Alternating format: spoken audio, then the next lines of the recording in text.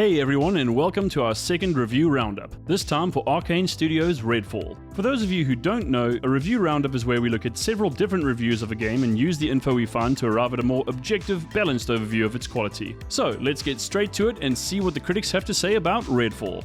Let's start the show by taking a look at a review by Patrick Dane of Dexerto, who played the game on PC. According to Dane, Redfall is one of the year's sloppiest games. Oof. As a fan of previous titles like Dishonored and Dishonored 2, Dane was looking forward to Redfall but came away from his experience disheartened. One of his biggest gripes with Redfall is its poor performance, saying that at certain points he hit as low as 10 FPS for extended periods of time. That's a serious deal breaker for sure. Dane also calls Redfall fairly uninteresting and clunky and claims that the world is a slog to explore. Beyond this, Dane says the game's characters lack charm and that combat is mostly unfun. Besides one or two missions he liked, Dane said the remainder were mostly just busy work. Overall, he awarded Redfall a score of 2 out of 5, so that's 40%. Not a great start.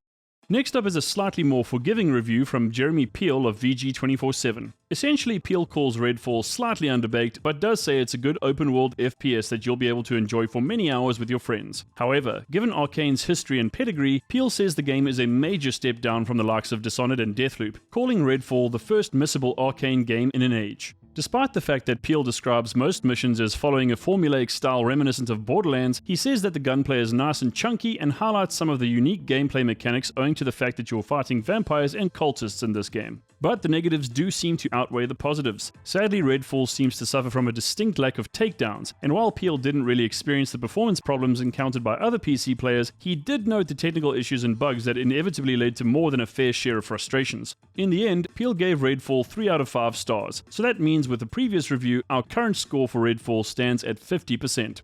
On the more positive end of the spectrum is a review by Jordan Oliman of VGC. According to him, Redfall is a refreshing entry in the co-op FPS genre and a game that manages to mostly hit the right notes. Like Peel, Oliman praises the gunplay and seems to like the way the overall gameplay works. That said, he criticizes the mission briefings, calling them dull and arbitrary. Overall though, Oliman has very little bad to say about Redfall and says the story is fun with plenty to say. I don't know about you, but the narrative in Redfall is kind of ridiculous and certainly has little or no depth. Personally, I think Oliman gives it way too much credit. In any case, he awarded Redfall with 4 out of 5 stars, so 80%, meaning our total overall score now stands at 60%. Just for some context though, the comments on Oliman's review from users do not agree with his sentiments, saying that his review actually reads more like the end score should be closer to 3 out of 5 stars. Either way, we'll keep our overall score at 60% for now.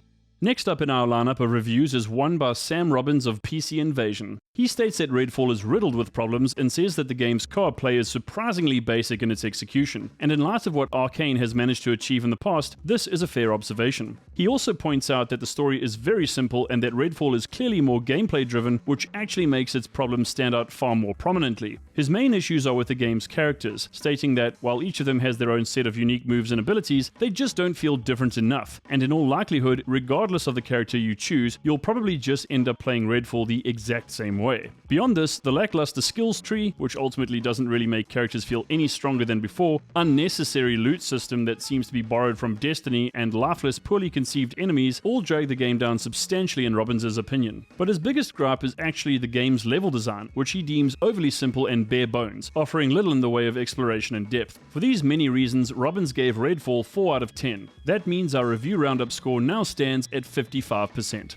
Our last review in the roundup comes courtesy of Richard Seagrave of GameSpew. He says that Redfall does get some things right and praises the game for its wide range of different missions, citing vampire nests and the loot you can obtain from them as something he particularly enjoys. But Seagrave also explains that some quests in Redfall are frustrating, while others are just plain dull. He goes on to say that you just can't help but feel that several aspects are underdeveloped and that you don't actually feel like you're making any real impact in the world regardless of how hard you try. Much the same as Robbins, Seagrave also doesn't feel like the skills you upgrade in the skills tree really make a difference and says that upgrades such as greater ammo capacity are entirely superfluous. Notably, Seagrave points out Redfall's many technical issues on PC, ranging from stuttering and frame rate dips to graphical anomalies and problematic AI. In the end, he says the game just doesn't actually feel like it's ready for release. As a result, Seagrave awarded Redfall a score of 5 out of 10, meaning our review roundup score falls to 54%.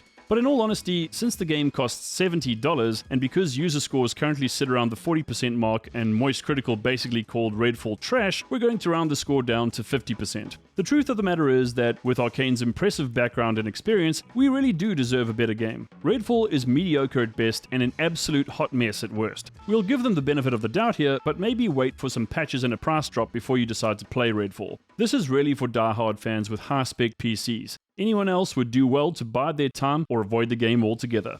And that, friends, is the end of this review roundup. What are your thoughts? Do you agree with our conclusions and the sentiments of most critics? Or is Redfall better than we're giving it credit for? Bear in mind we covered the PC version, but even if you played it on Xbox, please share your thoughts in the comments below. Be sure to hit that like button and subscribe to the channel so I can keep bringing you awesome gaming, VR and tech content on a daily basis. That's all for now. From me and the Vampire Hunters here at Metasquad, thanks for watching, and I'll see you in the next video.